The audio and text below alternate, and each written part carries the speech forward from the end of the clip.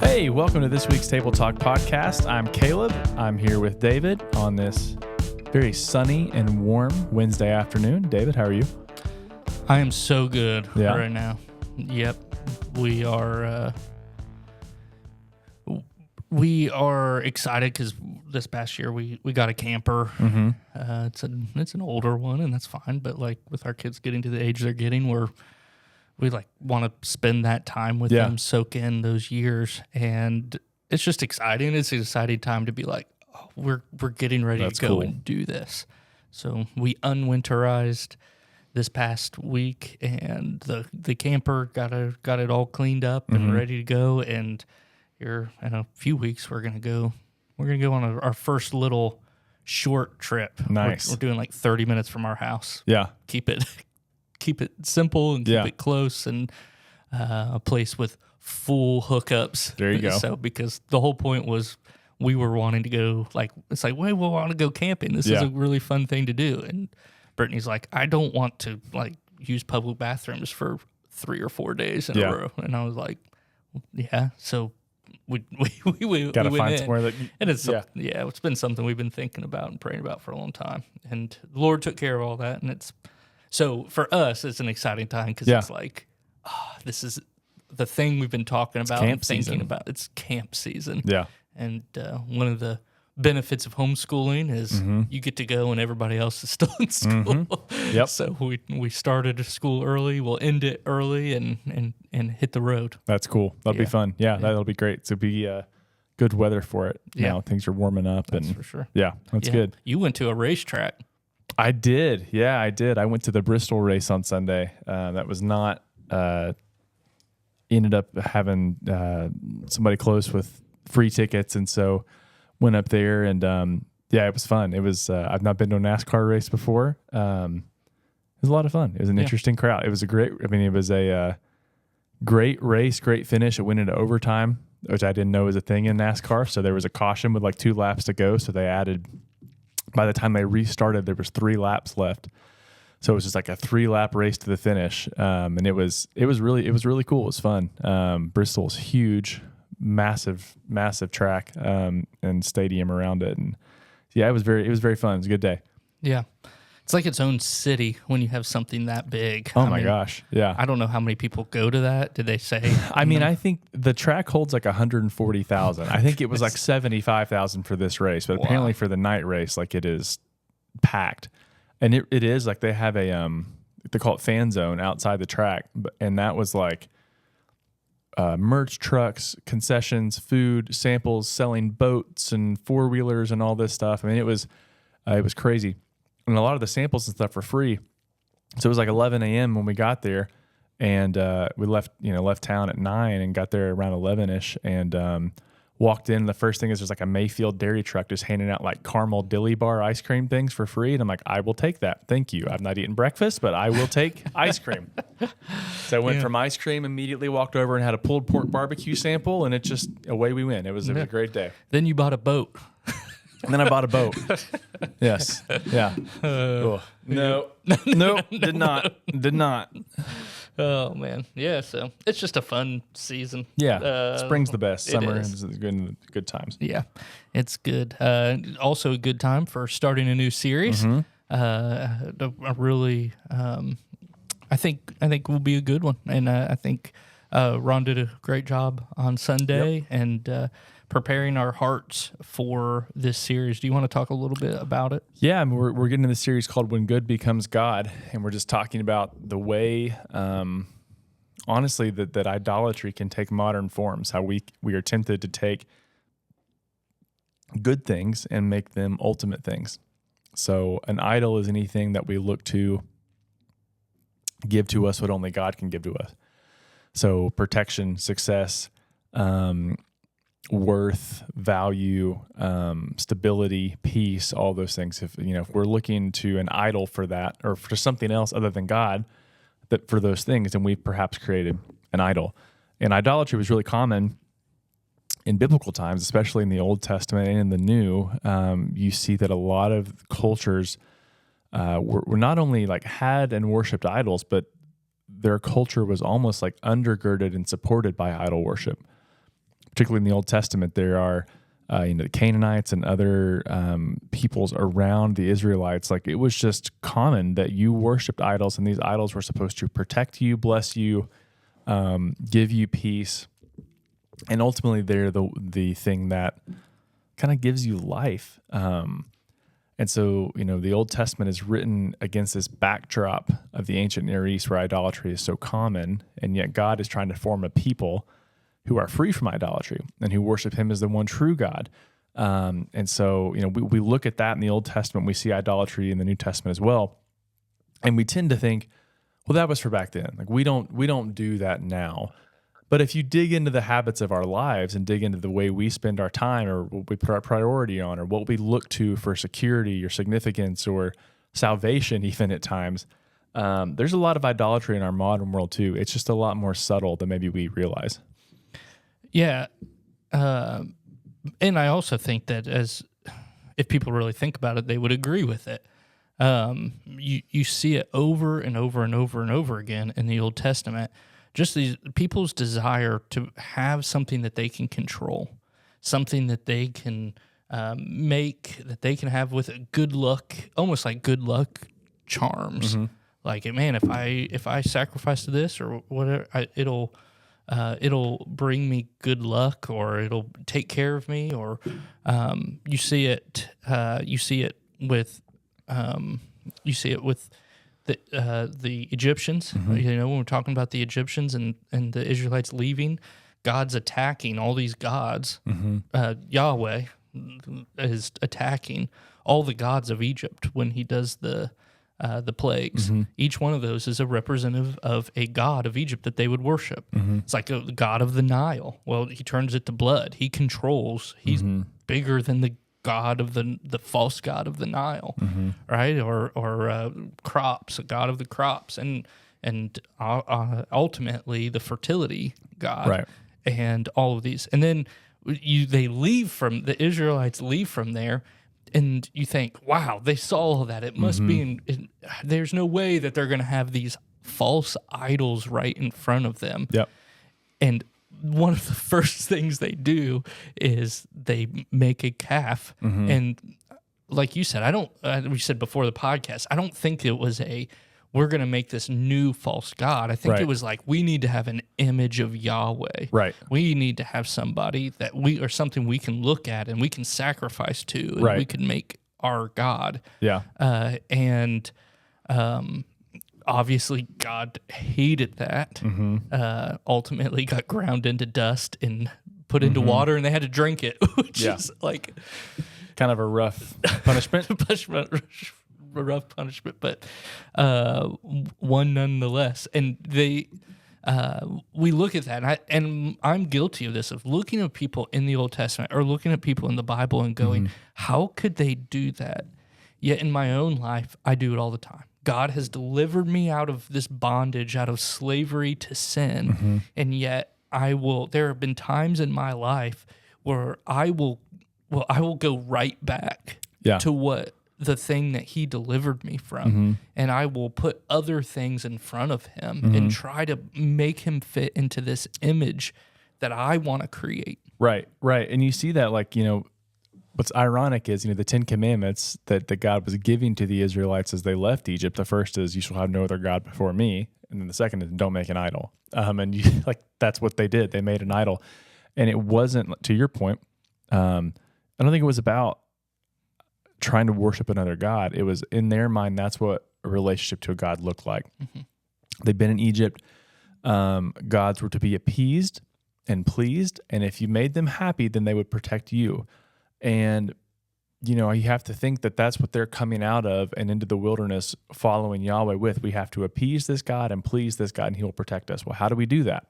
Well, in Egypt, we danced around their idols and we sacrificed to them, and we engaged in, maybe some nefarious things as part of worship to that idol. And God hates that, because idolatry always leads to destructive behavior and injustice. Mm-hmm. If you look, further on into the Old Testament, after the kingdom of Israel has been established, even after the kingdom has been split after Solomon's death, there's so much idolatry in the land. There's the worship of Baal and of Asherah and, some of these other false gods that have made their way into Israel and Judah. And the prophets come along, and the prophets are critiquing the idolatry and the injustice that flows from that, because God's identity and God calling them out as his people.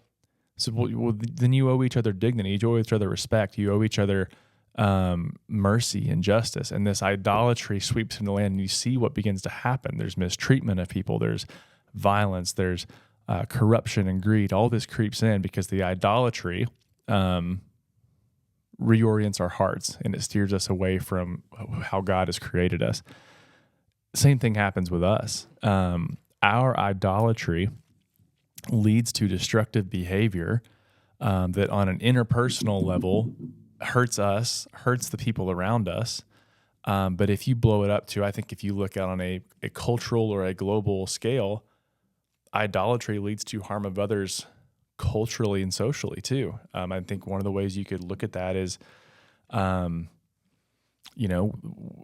freedom, and I don't mean this in a bad way, but like our own freedom and autonomy as individuals, our individualism has become an idol. And so it can cause us to devalue other people. And that happens across the board. We devalue the unborn. We devalue, maybe people that are in different social classes from us, or people with different ethnicities. Like that idolatry of our own self leads us to devalue other people. And so that idolatry leads to injustice. I'm getting on a rant here, but I just think idolatry is so subtle and so damaging and so dangerous. And we see it all the way through the thread of Scripture, that when we orient our heart away from God first, we suffer, others suffer, and ultimately our society and world suffer.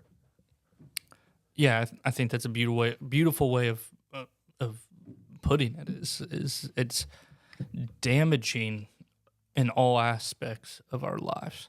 It's damaging to me personally, but also our culture, and to our loving our neighbor, and to actually loving God. And also turns him into something that we think we can control. Sure, yeah. And that's not, we see that again through the whole, it's like, man, if I can just get him to do what I want him to do, Moses has been up there for a long time.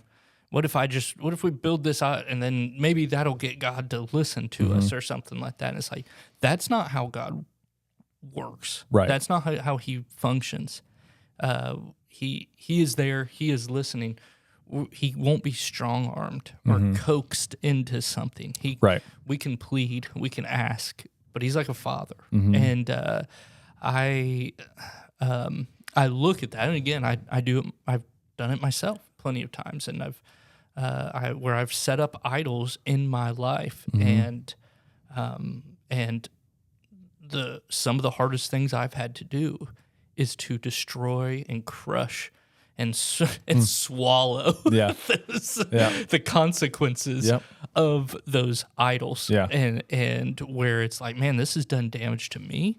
This has done damage to my marriage. This has done damage to my relationship with my kids, or to my job, or to my relationship with my parents. Setting up these things that are hard to tear down. Yeah. But we're obviously putting them in front of God. Yeah. Well, and I think the point that Ram is making on Sunday, which is a great point, is that anything can become an idol. Like we typically think, it's just the bad stuff that can become an idol. But no, anything that we put in place of God, and it doesn't have to be like a conscious. No, I think very few of us would say, I'm intentionally putting this in the place of God. We go, no, I like that, or I think it's important, or I need that. But if you track your attention and what you're thinking about and how you're acting, and if it's more oriented toward that thing than to God, then this thing maybe has become an idol. So it can be money, it can be your career, it can be love and relationships, it can be your family, it can be your morality. Like, oh man, I have to be, I got to be this great person. It's like, what do you care more about? Anything can become an idol. And that's why they're so hard to root out, is because it's often so deceptive. I mean, I actually think it might even be tougher in our culture now to clearly see idolatry. Because I feel like we, myself included, cover a lot of idolatry with Christianese. We'll put Christian language over top of idolatry. And it's easy to point it out in others. I mean, I think you could talk about the prosperity gospel movement and go, and there's some idolatry there. But then what's in my own life that I'm covering with, God language too, that like, no, there's idolatry in your heart too, Caleb. What is it? Let's expose it. Let's figure out what it is. So it's just a lot more subtle now. And I think we need to seek God so that his Holy Spirit can show us maybe where we're participating in idolatrous acts or worship. Yeah. Yeah. And this is pointed out in the Bible, which is everything was made for good, but everything can also be used for evil. Right. And whether it's family or your job or your ministry or all these things to a point where it's like, man, these are good and we want to support this. We want to love this. We want to do well at it.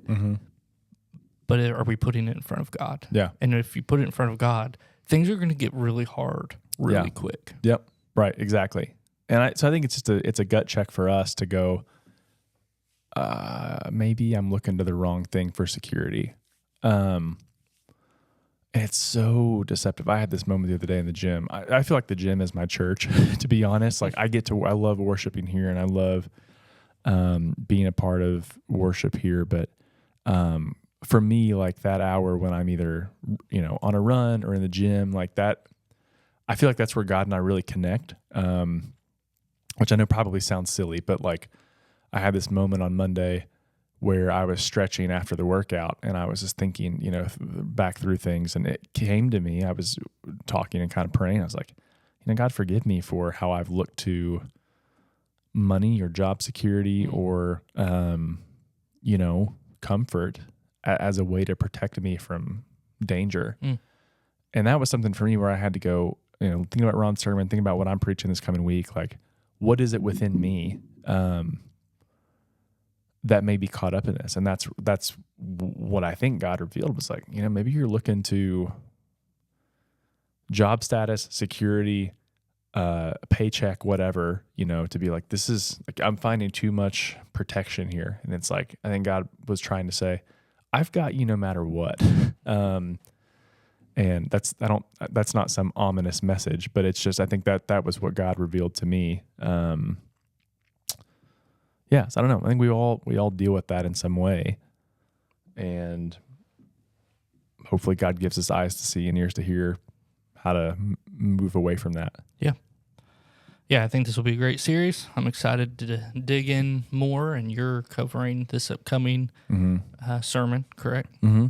And so that'll be good. Could you talk a little bit about what that is? Yeah, so we're getting into on Sunday, we're calling it order of operations. So if you remember back in middle school when you had to learn algebra for the first time, and they had that acronym, PIMDAS, please excuse my dear Aunt Sally. And it was essentially like how you do a math problem, the order in which you do it. That's kind of what we're talking about Sunday. Like how do we order our loves and our desires?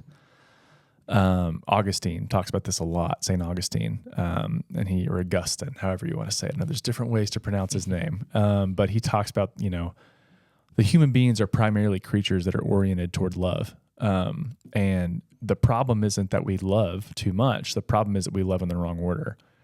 So our disordered loves, if we love something before we love God, it leads to disordered desires, and disordered desires lead to destructive behavior. And so that's kind of what we're going to get into Sunday is, well, how do I make sure my desires and my loves are properly arranged? How do I make sure God's first? We'll look at the 10 Commandments actually, because I think God makes it pretty clear in the order of the 10 Commandments, like what we should be prioritizing, him first, nothing before him. Jesus says the same thing when he says, don't worry about what tomorrow will bring, or about what you'll eat or drink or where you'll sleep, because the Lord knows you need these things. He'll provide them. So seek first the kingdom. Seek him first. Whenever Jesus is asked what's the greatest commandment, he says, love the Lord your God with all your heart, soul, mind, and strength. That's what comes first. And so that'll be what we talk through Sunday is how do we make sure we're putting the right thing first and what should flow from that. Yeah. That'll be great. Can't really think of too many things that have been more important in my life than making sure that that things are in the right order. Yeah. I've had them out of order a lot of different times, and man, my life is just so much better when it's all about God. Yep. When He's first, when He's first in my marriage, when He's first with my family, when He's first with my job, when He's first with my mental health and how I start my day, when He's first and last with my day. My life is better when it's about Him. So I'm excited to lean in and hear that a little bit. And we also talked about a special episode. Is that correct? That's right. Yeah. We always want to encourage you guys, if you have questions, it doesn't have to be about anything in a sermon series. If you have a question like, hey, I'm curious about this, or you have a kind of a theological question you would like us to talk about, please email it to one of us. We would love to know what you guys would like for us to talk about. We had a question come in kind of about the nature of the Trinity and the relationship between God and Jesus and the Holy Spirit. So we're going to record a special episode on that that just deals with kind of the nature of the Trinity and even the mystery of the Trinity, as it were. So our hope is to get that out within the next few days. So stay tuned to the same feed. It'll be posted right here in the same feed, but we're looking forward to that. And if you have questions, send them in because we'd love to talk about them as we get a chance to. Yeah. We had talked about putting it in on this one. And I think we both felt like this is one we got to dig into and that we need to make sure that we try to cover well. Yep. But it's one that I love. It's one of my favorite things to study. One of my favorite things to think about is the Trinity and the nature of God and who He is, and what does that even mean? What does it mean that Jesus is God and man? I was like, this is crazy, and I'm excited to dig into that. Same, me too. It'll be fun. We'll get into that soon. Until then, though, thanks for hanging out with us today, and we will see you next time on the Table Talk podcast. Have a good week.